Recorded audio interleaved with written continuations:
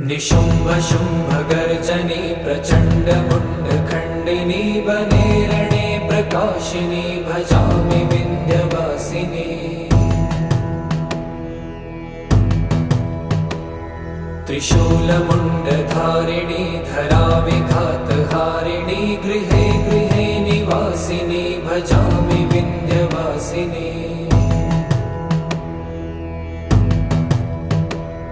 दरिद्र दुःखहारिणी सदा विभूतिकारिणी वियोगशोकहारिणी भजामि विन्ध्यवासिनी।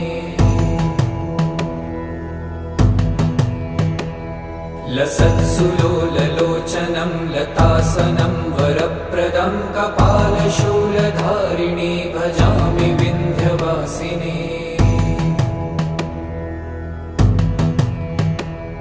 कराब्जदान